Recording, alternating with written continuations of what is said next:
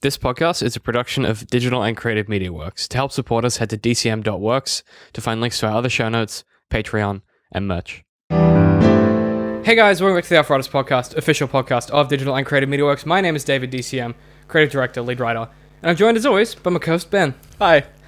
How's it going, man? I'm okay. You- The cat's gone on an adventure. The cat's in the room today. He's getting a so little rascally. He's kind of... Oh, he's looking for someone to sit on. Yeah. He might come up here. Who knows? We might have a cat on this Might have a episode. cat. Come to YouTube and watch for the. It's going going to to be Buck Wild if it's like a cat episode. What? He's coming up. Yep. Is he doing it? I think he's just inquisitive. If he turns off the recording, I'll be mad. Hmm. Oh, he's going to sit between All right. us. We have a Cool. cat. Okay. Cat stream. Cat stream. Cat cast. Catcast. Cat cast. Hashtag catcast. I'm going to move them in, Cave Pillar. All right. Well. Even though this is a regular room. Yep. This week, Ben, we are talking about the world building of Darkest Dungeon. Hmm. I fucking love this game, dude. I am a convert. I have been converted. I fucking love this game so much. It's okay. We're coming at this a bit late. Well, we could Sorry. say this is No. Well, okay. Two things, and then I'll Okay. get you to explain what it is, because that's Sure. how this works now, apparently. Yeah. I've just realized, like, at every episode, I'm like, Ben, explain what it is, because I don't want to. No. Now you're like, oh, let me at it. Well, no, not even that. But I was going to say, I think the reason that now's a good time is because I've had enough time to gestate over it over the course of the year, and it was in beta until I think It's 2 in months early ago. access for a long Yeah, time. and I've been playing it the whole time, and the game is really different and more finished now. Yeah. And plus, I've bought the DLC and I played a bunch of that. So I think we're at a point now where I can holistically give my thoughts and analysis on it. Whereas you're pretty fresh, which is kind of fun because you don't have like the legacy of the. I don't have the betas. years of experience knowing Well, this that's not game. what I meant. I just meant you're fresh and light instead of tired and full Hardened of spite. Yeah. And just like, like a jilted lover where Yeah, like wasn't there a patch that made the game like easier? And everyone hated it. they undid it within like And then 2 they days. undid it and made Well- the game back to Well, the being- funny thing was they made it easier for a bit, and they were like, "Oh, we didn't mean to do that. It was an accident." Yeah. Like they Yeah. just hadn't tested it in live because they assumed it would function the same as in their UAT or whatever. And then when they pushed it to live, they were like, "Actually, we made the game pretty easy." And everyone Yeah. was like, "We're not going to play it if it's easy." And then Yeah. what's even worse it's is like one of the funniest reactions. they were like, "Here's a DLC that makes your game even harder." They were like, "Oh, People are buying it. the base. I bought it. I fucking love it." I haven't bought it yet because So I've you- seen we're going through fresh. You've got So at I least have 60 hours left before Yeah, you need to buy it. exactly. Like I've only scratched the surface. So did you want to give the people at home a bit of an explanation of the game and like your experience with it and just like a general overview? So it's when I first sort of saw it and when it kind of got announced, it echoes of a roguelike. So like it has the kind of For people not with the jargon, what's a roguelike? roguelike is just sort of a blanket term that describes generally difficult games that have it's usually roguelike elements. So Yeah. like fairly high difficulty, randomly generated levels. Usually permadeath. Usually kind of some kind of permadeath mechanic. It's like a game where you get a run at it. It's like the way I always describe it is Yeah, it's a you do game, runs. You do runs of it, and then you usually have a continuing point system or a continuing story. But Yeah. the discrete gameplay you do like runs or instances. Yeah, and so- then that can end with losing something. So Darkest Dungeon is definitely there's like roguelite, which doesn't describe difficulty, but describes more, games that have these like runs, but Oh, they like a have like mechanic. but they have like a consistent world that you sort Mm-hmm. of manage. So in this case, Darkest Dungeon has you embark on have your dungeons, dungeons, and then yeah. your world. The thing that makes it a light is that you have the town that you upgrade constantly and the characters. Yeah, that and you have continue to characters that upgrade. level up and stuff. And like then that. later on, the hamlet itself, you can start building out and stuff. Yeah, so that is sort of roguelite. So it's basically just like if you haven't played it, you have a group of 4 sort of adventurers of various classes and abilities. Yep. And you sort of just throw them into a pit of monsters Horrible, and awful death. monsters. And most of the time they die. It's not most of the time. They can die. It's very easy to die. I think the And key, they will die at some point. Like it's this game that it's very much has this idea of heroes will die. Literally, you boot the game up, the first message It that comes up pops with a up warning says screen. comes up with a warning, and you expect it to be like, if you have seizures, talk to a doctor. It's like, no, this game, all of your heroes will die, and you will fail. Have fun, and it's like, warning, game is hard. well, it's funny because when I first started playing it, because I bought it really early on.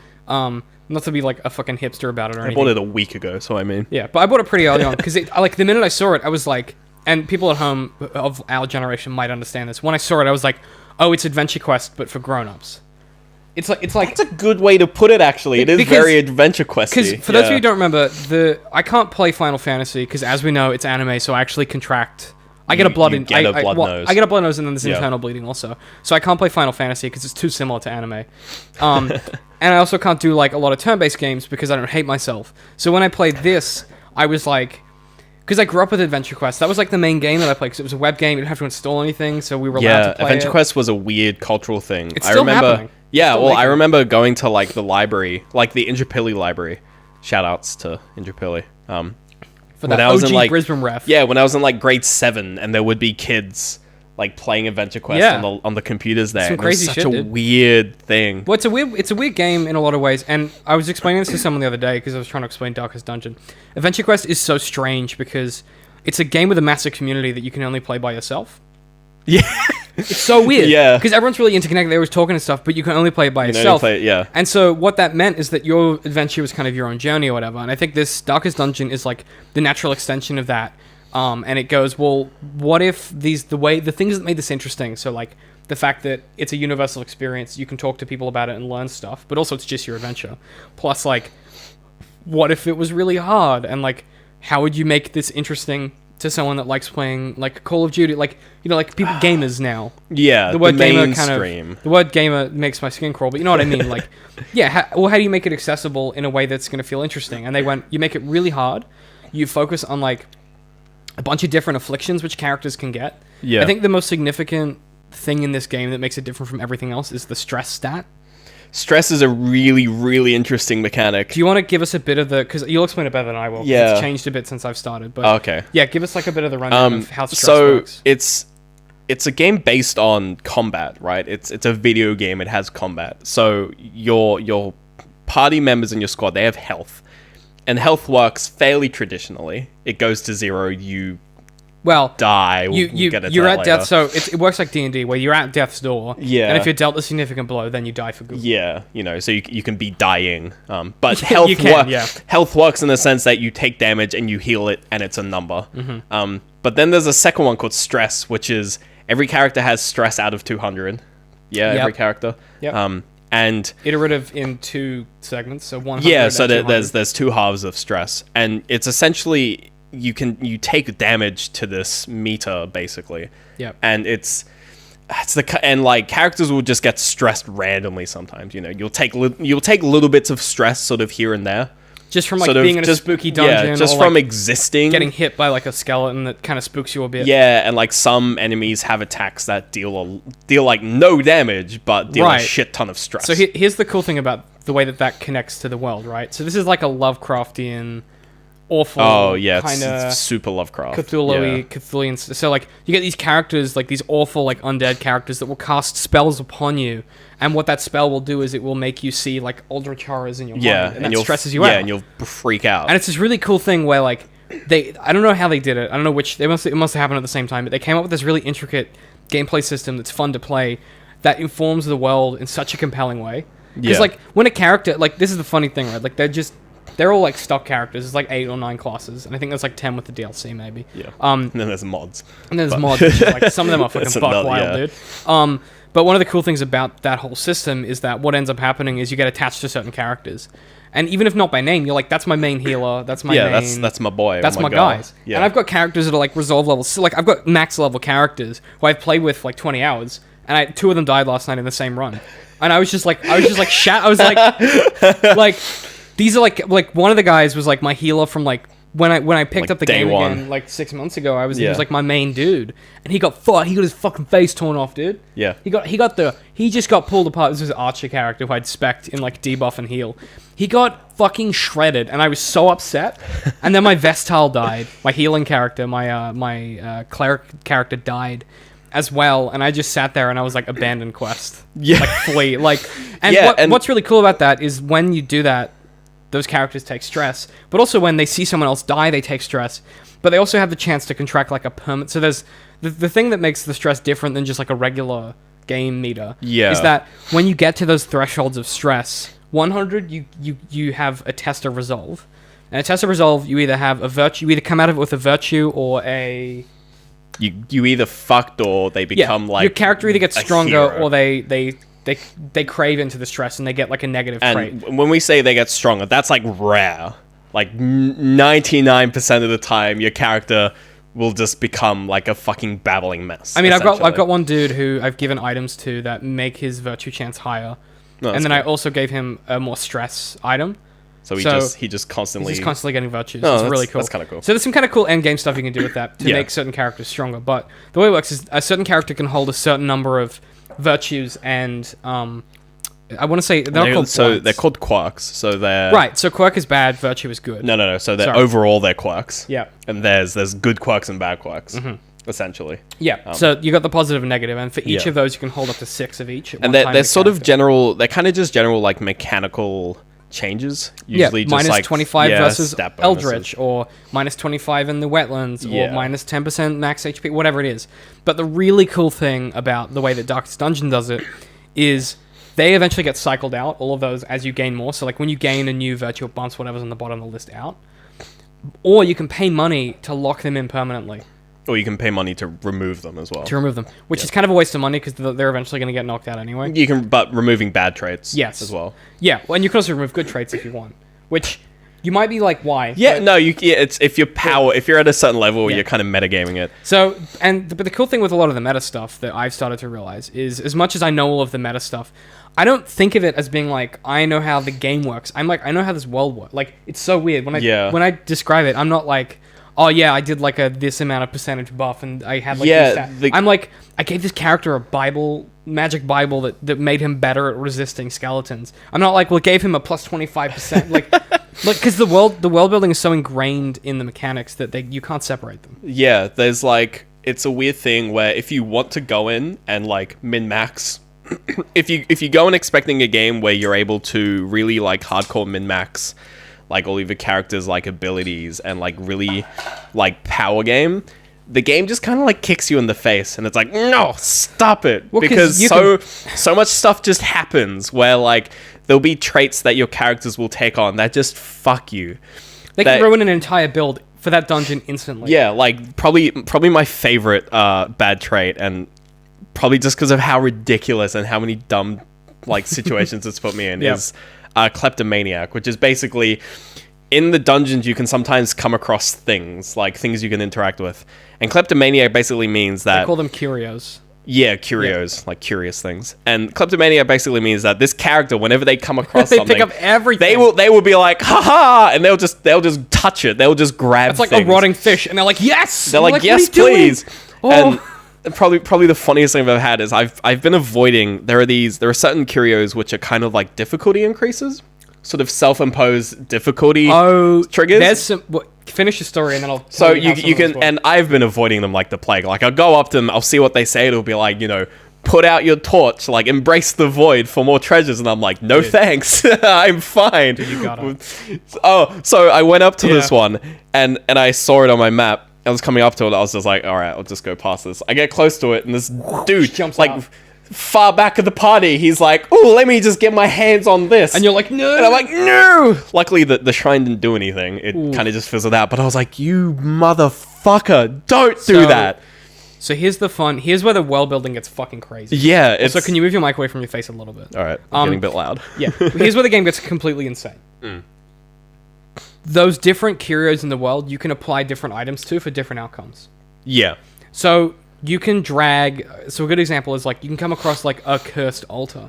If you drag holy water onto it, it will cleanse the altar and give your hero a virtue, or give your hero like extra money or extra resistance. Is that why the science tables always fail? Well, or you drag. I always fail science tables. Probably, or you drag the holy water onto it and they get cursed forever. It's not important. Basically, like it's like the game wants you to. The game wants you to learn the different kinds of curios and then gamble on what's going to happen. Yeah. Right? So there's one really cool one that's like my all-time favorite thing that they put in the game, which is such a fucking cunt move. Like, I've never been madder at a developer and more impressed at the same time. There's a particular kind of altar. There's the one you talk about where it's like, for those seeking a real challenge and want to discover what's in the void or whatever. Yeah. And you drag a torch into it and it summons a boss fight with like these crazy void creatures that will eviscerate you. But what's fucking awesome is like, I was doing a dungeon I was doing like a short hard level dungeons, like Okay. a level 5 dungeon, short, which is hard, by the way. Like, it's fucking tough. Yeah, they're brutal. Even the easy ones are rough. Shit. So I'm doing that, and I'm just like doing my thing, and just like going through, and I see one of these fucking altars, and I'm You're like, like, well, I, May as well. and I'm just like, I have food left over. I was like, I've got plenty of food, I got plenty of bandages, I got 2 shovels left, I got a crap ton of things I need to use up in my inventory before I finish this dungeon, so when I beat the boss, I can get the loot. Yeah. So might as well, right? Yeah. So I jump into this fight, I drag the thing, and I jump into this void fight, and I fucking destroy them. Like, I remembered from last time, I was like, okay, they work like this. These are the kinds of attacks they'll do. And I happen to have a perfect party for it. Like, the boss that I was fighting happened to be like the perfect, like, analog, or that was adjacent to this sort of. mini boss or whatever. And so I eviscerated them, and I got these awesome loot or whatever. And I went out of the dungeon. I was like so proud of myself. And then I was playing again later that week, and I came across the same altar with a different party. And I was like, it was fucking easy last time. Yeah, Party may as well. Party wiped. Party wiped with like all level 3s. Like, just Yeah. go on. So it's a funny thing where it's like, you tend to succeed in this game because you've understood like the context of the world that you're playing in with Yeah. the mechanics with that, right? So like, if you're going to one area, like the Weld, for instance, and What is a weld? a Weld? What is a weld? I don't know. What is a weld? Let's Google it. It's like WIELD. Yeah, it's a Weald or a Wow. What is It might be like an weld? American thing. I don't know. Yeah. Let me fucking... I mean, yeah, me pop up like Google. the amount I've played. Probably the funniest thing I've ever had happen to me was I had like a party. I had a party of 4. And this was super early on. These were like my first 4 guys, that I had in the game. And, so I'd been through a few sort of easy dungeons with them. And I went into this one dungeon, and I'm in the final fight. I'm like, yeah, all right, this is fine. And a Weald is a type of forest. Right, sure. And I basically just get my ass handed to me. Like, Yep. 3 of my dudes die. 1 dude makes it out with, like, basically on death's door. And I'm like, oh, sweet Jesus Christ. So I get out of the quest. I'm like, well, I need to start a new party. So go to my stagecoach. I'm only able to get 3 more people. So I'm like, all right, get into my party. And I'm like, I need more money so that I can, because it's this weird loop of spending money to prepare for dungeons so that you can get more money so that you can pay for the stress resource relief of all of your fucking So people who are weird. just fucked in the head. The worst HR. Yeah. And so I'm like, well, I kind of have to put this guy in the party.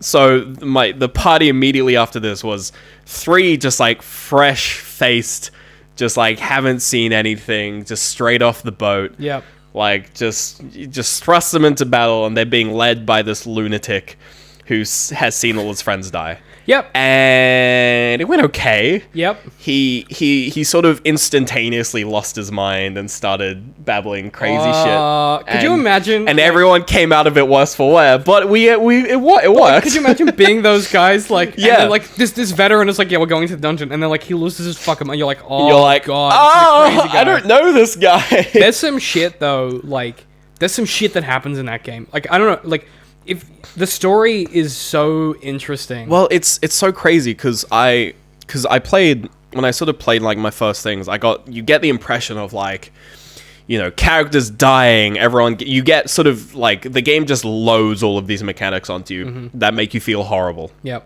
You're like, oh, loot. It's like the loot is a trap. You're like, bah, and it's like, oh, look, Everything's a trap. Actually. oh, look, a thing where I can like a altar, like maybe I can pray and get a benefit. It's just like you have seen the old gods. You are now crazy. You're like, ah. I'm gonna camp in here on my party. We got attacked in the night. Fuck. Well, no, that's the moment, because that's the moment where the game turned for me. Was the first time I camped. Did you have that? Did you like breathe I out had so hard? because I did my first, because when you do your first sort of long quest, they tell you about like at any point in time you can camp. And I'd never done camping before. I'd never even looked into it. I was just like, oh, maybe it's a thing where you just kind of regen health. It's like, whatever. It's complicated. Camping is so comfy. Like this, so it's nice. this weird thing where the game, you have so many decisions in like battles that like, and some things have benefits and trade-offs. Someone's gonna die if you don't get it right. Yeah, but when you camp, it's just like, this person can heal everyone on your team. So nice. And this person can de-stress everyone. Dude, and this, it's and so like, nice. just like the context of the things are so comfy. Like I had there's a class who has a dog. The Houndmaster. The Houndmaster, and I camped with him recently, and one of his camp skills is just the dog just goes around nuzzling with people, and it just de-stresses so everyone and heals everyone, It's like- and it's like So nice. that's just like it's this weird thing where it comes back to like the world building where you spend all this time like being ripped to shreds by skeletons and being like vomited on by like Right. mutant pigs and like seeing like It's the just depths of hell. The Eldritch horrors of the Yeah, world. and then it's just you have a moment to sit down and just like tell stories to each other, It's so nice. and it's just like I've it's leg- just like- so it's weirdly, it's a like the atmosphere, the music, It works so well. It's just The- so nice. You know, it's funny you say that because I don't really think about that too much because for me it's now like part of the game or whatever. Yeah. But like I was doing a run on the Darkest Dungeon. So for those people who don't know, the Darkest Dungeon is like the main. It's like the hardest area. Yeah, I haven't Um, even touched it. It's but boy. it's, yeah. Boy, geez, gee whiz, man. And I'm doing a run on the Darkest Dungeon. I think I'm like one level deep, which is the furthest Right. I've gotten so far. It's fucking hard. And anyway, so I'm one level deep, and we camp. Oh, actually, it might not have been the Darkest Dungeon. It might have been the Baron. I can't remember. Anyway, so I'm doing like one of the incredible, like the end game boss run layer things, and I'm like one layer in, and I camp, and I like set up like I've gone through like 8 or 9 fights that are incredibly difficult. I'm like halfway through. I'm like I Yeah. need to heal stress mainly, so I have this camp. It's always that's the big thing with camps. Like healing health, it's a weird thing where you tend to, especially if you have a healer in your party, you tend to prioritize healing health in a fight because there's the most actually no way immediate of threat. healing outside of a fight. Well, you can eat food, but even that. You You- don't eat food though.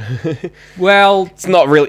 Basically, you can't use healing spells. no, outside there's of no a like fight. health potions. Yeah. Healing is only viable if someone's on death's door, and it gives them 1 HP back. Yeah, There is some stuff you can do later with like again like the more further in you get, the more complicated the game but yeah, gets. generally you But yeah, you generally can't heal camp for outside of stress. fighting Yeah, really. you generally camp for stress, and it's this weird thing where stress is this back of your mind thing where you look at these But bars, like you're that's like, exactly "He's what you nearly just fucked." said though, right? Like it's when you do that, it's relaxing. Yeah. And you take a breath out. Yeah, then exactly. relax. Like it's so fucked that the It's so mechanics are smart. so perfect for And, the world. and then when you get ambushed, you lose it. You're just like, everything I just everything tried. is fucked. Everything's fucked. How did they make this game, Ben? I don't. I mean, so good. I got ambushed Oh, once. we've Oh, upset the cat. oh, We yelled. we Sorry, yelled buddy. a bit too much. Cat is off. Sorry, bud. I had my first Don't step on that ambush. fucking cable, dude. I had my first ambush, and I just lost. I was like, oh, There's a few things when they because happen they're for so the first strong. time. Weirdly, Yeah.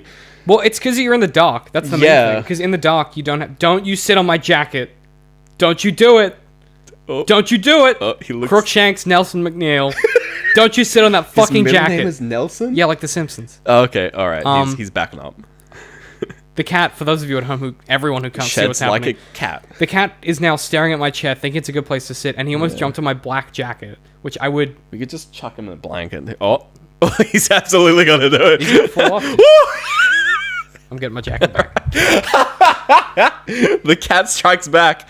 Okay, well, I guess he can have the chair. All right. Well, he's not gonna like it. It's all clothy. Yeah. You don't want that. No. that. Come sit with us. I don't think he wants to sit with us anymore, David. Welcome back to the cat cast. I think he's done. Look, yeah, no.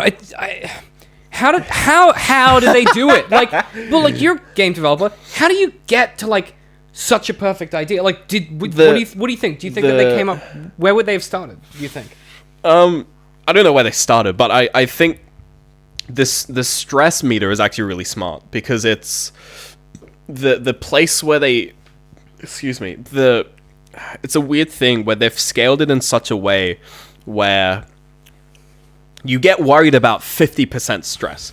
You don't get worried about 50% health because it's like, it's whatever. Like, they can take a few more hits. Right. But, like, 50% stress is, like, a turning point. So you're worried about this Right. meter, which can go to 100% before the real, like, before they just die. You know, at max stress, characters have a heart attack and die. Yep. It's instantaneous. Yep.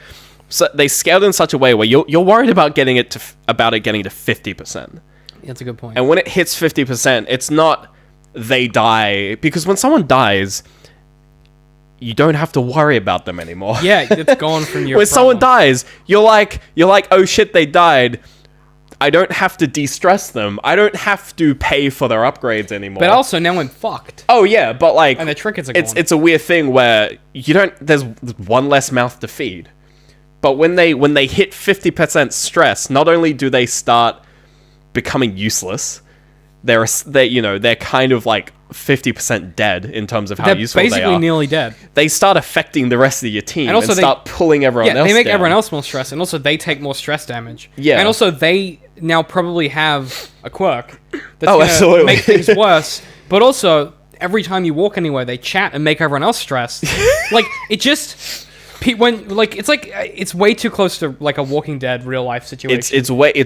It's such a good idea because you have it really hits the it's the kind of thing where a lot of games nowadays would be better if they had a stress meter. Like Right, yeah. Like if you look at like sort of the Tomb Raider reboot, a lot of people were really sort of put off by that game because the story presents this sort of coming of age-esque character who has to is really trying to survive in this environment, who's like really trying, like finding it difficult and like sort of coming to her own.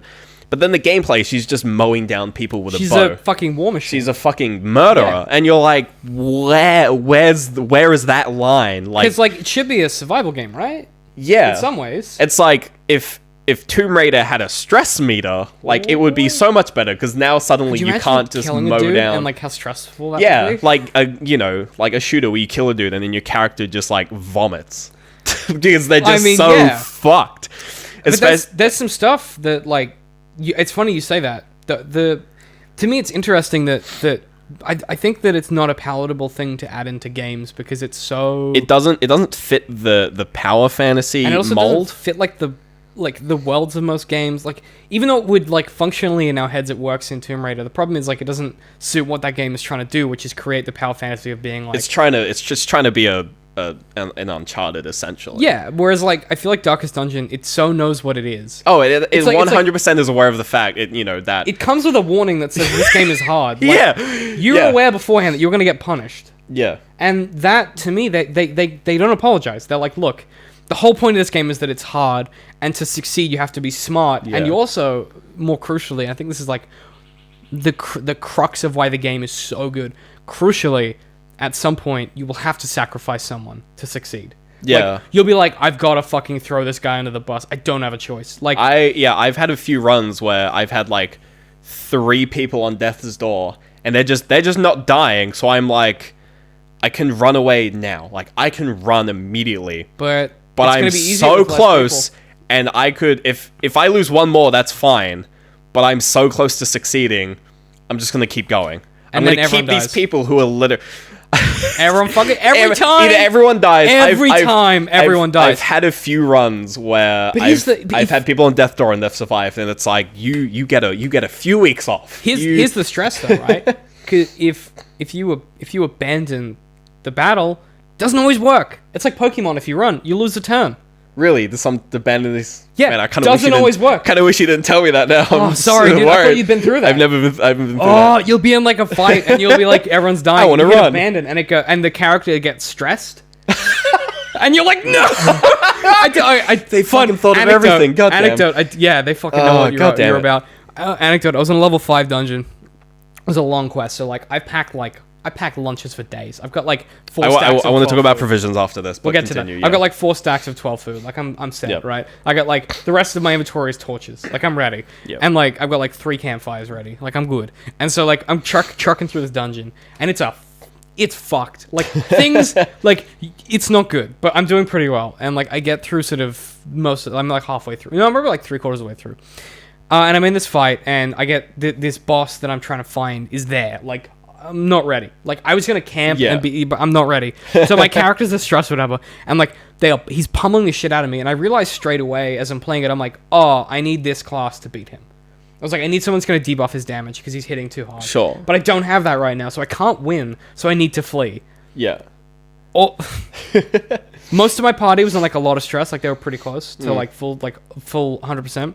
Like fifth, like They're at like 100%. Like they're like they're at like 100%. 150. Yeah, they're at Out of like 200? 170%. They're at 170 points out of 200. Oh god. And this one character who I'm like, he's got the least amount of stress. I'm like, I'll have him flee just because it doesn't work. Yeah. I hit flee, he gets stressed, and then him getting stressed stresses out someone else who then starts babbling that stresses out the whole party. He then has a heart attack. No, it gets worse. Him having a heart attack stresses out everyone else to the point where they all have heart attacks. And then everyone dies the next turn. Party wiped. And I'm like... You're like, fuck. oh, I just tried to leave. Yeah, like, that... I mean, I would have died from the boss anyway, but, like... Right. I just was stunned. I was, like... I didn't click for, like, 5 minutes. Like, And people just died. I just sat there listening to the narrator, like, tell me about how awful it is. And I'm like, Look. yeah, dude, I'm with you. Like... And it was such a moment where I was like, I was so connected to this world and these characters that I was upset. I'm done. Yeah. I didn't feel cheated. I was just like, fuck, dude. Give it a I'm gonna give it a wiggle. The wiggle. And Wiggly nothing woggly. happened. Hang on. We're gonna fix the microphone.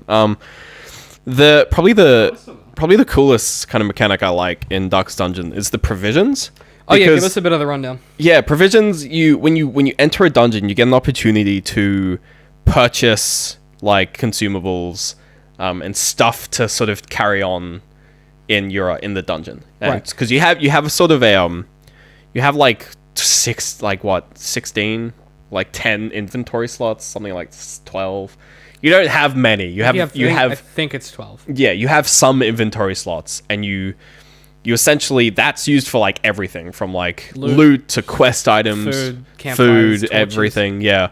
And certain classes give you items when you sort of give you provision items, and some quests like give you campfire is sort of a common one. Even more importantly, some quests you need to pick up a quest item, but it takes up an inventory. Or you need to pick up 3, which is the fucking worst. Oh, there's 5 later. Oh, cool, thanks. Yeah. Yeah. So you have this, and when you first start the game, it's like, all right, this is the provisions. This is how you do it. Here's what you should take, and it gives you like a tip. You're like, all right, you just follow the instructions. I never had that when I started playing. Oh, really? I did. It's only barely useful. Very recently, I've noticed there's a message that says you haven't packed enough food. Yeah, Which I ignore because I know how much food I need. But yeah, so there's a food message. There's also a torch message. Never had but that. That's it. Because I know. Because imagine starting the game, right? Well, yeah, exactly. And not knowing. That's the thing. Like it's this weird skill where you have to look at your class, look at where you're going, look at how difficult it is. Try and like min-max. And you have to brain think what provisions you need, because any provisions you don't use is just wasted money. Also wasted space. I mean, you can wasted I mean, you space. sell it back at the end. But You sell it back at the end, but it's wasted money. It's wasted space. Yeah, mostly wasted space. And you'll like, it's especially funny when you end like you'll end a run, and your inventory will just be full of like fucking medicine. You're like, I didn't need any of this. No. So then like next run, you're like, I barely used any bandages.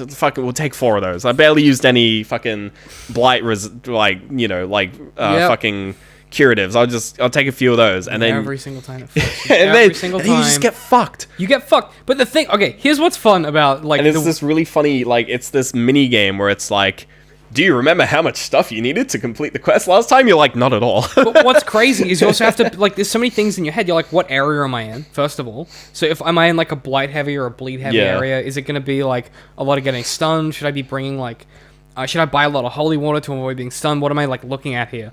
But and even then, like, there are some classes who will have skills where it's like, bleed someone, but heal them a fuck ton. You're like, well, I want to take more bandages because I want to be using that. You're doing that wrong. heal bleed thing. You're doing that wrong. No, No, you're doing that wrong. So what you want to do with that, not to criticize your game bleed mechanic. Resist? No, so you want to use that on characters. You want to use that in a party with someone yeah. that has a cure bleed skill. Right. So it's free healing, but there's a few classes that do that. Sure. Or Look, let's just put it this way. I've been resisting a lot of bleeds recently, Okay, so I roll fine. the dice with That's it. cool. No, I appreciate I get that. like a 12 heal Well, and I then mean, bleed you resist. can It's fucking great. get trinkets that help stack against Yeah, everyone. exactly. But the cool thing, I mean, like, this might be a good place to end, I guess. But I think for me, the reason I love this so much, as someone that I don't like turn-based games, I don't like. Which is weird, given. Well, that's what I'm getting to. Like I don't like dungeon crawling. I don't like any of the elements of this Neither. game. Like I'm not. I fucking hate D&D now. But Like here's what's great about this whole thing. No. So like, because people are like, I explain it to them the game, and they're like, I don't like turn-based games. And I go, neither do like. I hate them. No, I don't. Yeah. But here's why I fucking love this game. Every time you fuck up, you feel like it's your fault. Like, Yeah. there's such an onus on you. There's a responsibility. You're the only one in control. Nothing ever feels cheap, save for like one or two. I think I've played it for 60 hours, and I think I've had one or two instances where I was like, that's bullshit. But that's it, right? Yeah. Like, it's a fair game. It's about your judgment. It's about you, like, stacking your party. You have all of the opportunity to succeed, but also what you ultimately have is all of the opportunity to fuck it up real bad. And that, for me, is such an interest. Like, that's why I love Dark Souls, and that's why I love this game. It's because the world building and the difficulty are so intertwined, and particularly in Darkest Dungeon, the mechanics are so like stuck together with that what ends up happening is I don't think of it as being like, oh, this like level 4 Crusader doesn't have enough armor.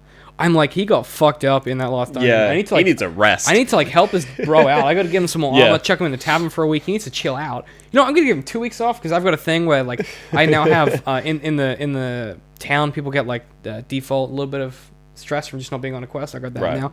So like I'm like, I'll just leave him for 2 weeks. He'll be fine.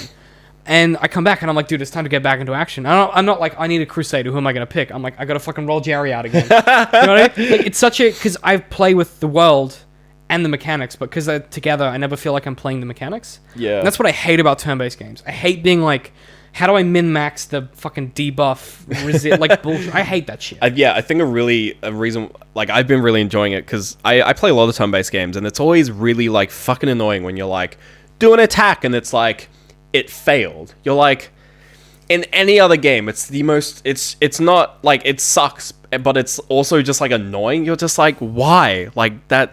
There's no reason. There's no reason why it should fail, but in Darkest Dungeon, you'll attack someone where it's like a really crucial attack, and they'll dodge it. And instead of being angry at the game, you'll be like, You're mad at yourself. no! You're like, I picked the wrong move!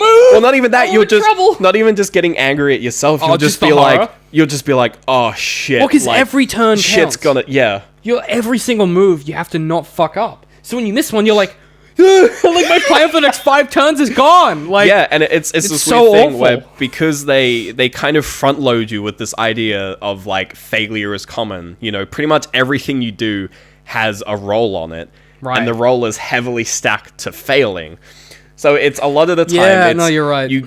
It's a weird thing where if something works, it's like okay, most things will fail, but if something like succeeds well, so like if you get crits. Is a common thing. You get rewarded. And yeah, it's this you weird, get, it's you, this you weird lose stress and you yeah, it's this weird cycle where if like like especially with crits are a big thing. Like if you crit someone and like hit them and like if you like one hit an enemy, if someone just comes out of nowhere and just absolutely fucks someone up, everyone in your team is like, good job, right. and they They all sit in get the back. de-stressed. They're like, oh my god, yes. They're like, good job, like Unless- that was fantastic. Although that happens less later on. Oh, well, sometimes they get stressed because they're jealous and it's not them. Are you fucking kidding me? Yeah. God fucking damn. This game, look, let's just put it this way. This game, you will enjoy something, and then the game will just be like, by the way, did you know you can get ambushed at night? But you keep coming back because there's a chance that you'll do it well. Yeah. And that to me is like the ultimate. Well, then there's the opposite. There's like, I think the first time I had one of my characters have their resolve tested and then become heroic, I was just like, Such a joy. Oh god, like I was so relief. happy. Yeah. I was like, you've done a thing. His name was Montgomery. I was like, oh my god, You're like, Montgomery, dude. thank you so much. He saved us. Hashtag blessed. Yeah, and blessed. but like that's how emotionally invested you get. And like, Yeah. and it's not that you're invested in the characters; it's you're invested in what's happening. Like you're so in it. Yeah. And that to me is not something that a lot of games. I mean, we haven't even talked about the fact that the game sounds amazing, looks amazing. We could do like 4 Like we could episodes do on like this. hours on. We'll just be this back game, at some point but- doing more on this. I've so much to talk about sound design. Oh my god, there's so much, but like we just don't have time. So Yeah, no. we have to end this episode before this becomes like an God hour damn it, episode. yeah. So look, Ben, if you got any recommendations for this week, what have you been checking out? Darkest Dungeon. I've just been playing It's- Darkest The Dungeon. Steam sale's probably over by now. It is but over, if unfortunately. you missed out on picking it up, it's worth it for 20 buckaroos. It comes on sale often. Yeah, it's just great. get it. It's just fantastic. so Yeah. good. Confession Okay, time. I was gonna watch the rest of Orange Is the New Black. sure. But James from the RIP, the advisory. Rip the advisory. Yeah. Rip Also, advisory. shout outs to my boy James and Yep. to my boy Todd. We miss you, and Rip. It was nice Rest in knowing peace. you. It's tough now that you're dead, but that's neither here nor there. That's what happens if you end a podcast. You die in real life. You die, yeah. Yeah, it's like If you die in the podcast, It's like the if you Matrix. die in the podcast game, you die yeah, in real life. Exactly. Yeah. But I was going to do that this week. I was going to finish it, so I could have finished it, so I don't get spoiled or whatever. Instead, James introduced me to Carboys, which is a series by Polygon, which is the greatest thing on the internet. Carboys. Carboys is a series where Nick and Griffin from Polygon Sure. play Beam Drive NG or Beam.drive NG. Beam.ng, yeah. And it's That game is and it's a something. It's a 45 episode existential nightmare. It is. I've never been so emotionally distressed in my entire life, and more pleased at the same time. That's good. If you like goofy videos on goofy YouTube gaffes that make and- you feel a thing, Yep. go fucking check it out. some Carboys. Honestly, I've never been so affected by fucking YouTube in my life. So I've go fucking been, check it out. I've been watching Screenplay. Yeah, I hate you. I hate you over my boys. Yeah, so if you're in X, Australia, X Good Game. X Good Game Hex. X Good Game host Hex. Yeah, And some other guy who was Nick, quite who was funny. also in that. He was also. well, he was also part of that. Yeah. He's quite funny. He's a funny boy. It's a really good show. It's like video game journalism with just the right amount of cynicism for me. I think it's good. It's just ironic enough that I don't hate it. yeah. That's on. So Screenplay. It's on. You can YouTube it, or if you're in Australia, you can actually watch their TV show. Yeah. On 7play. 7 Mate. You will need a. Yeah. So it's on the it's actual. on 7 Mate at like 10 Yeah. p.m. But if you want to rewatch it, you go 7play. they say the swears occasionally. Ooh, it's very contentious. But however, if you want to watch it outside of the actual show outside of Australia, you will need a VPN because 7 VPNs. Just or watch, just their, watch their YouTube. Their YouTube stuff is It's lovely. honestly better than their They're TV they're stuff. so delightful. They're quite funny. Yeah. So that's our recommendations for this week. But as always, Ben, it's that time of the week. Where can people find us? Facebook, DCM Works Social. YouTube. YouTube.com/.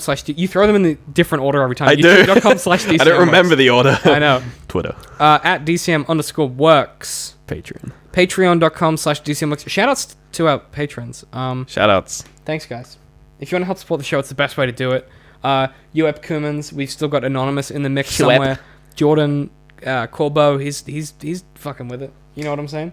Hell yeah. Cheers, boys and ladies, and Anonymous. We don't know who you are, We don't know. but we're interested. Mm. Those are all the places, I think. We've Yeah. probably forgotten something, but if not, DCM Works. DCM.works will link you to all that stuff. Yep. But as always, I'm at DCM I Hate Pie, I'm at Literal Citrus. and we'll see you guys next week.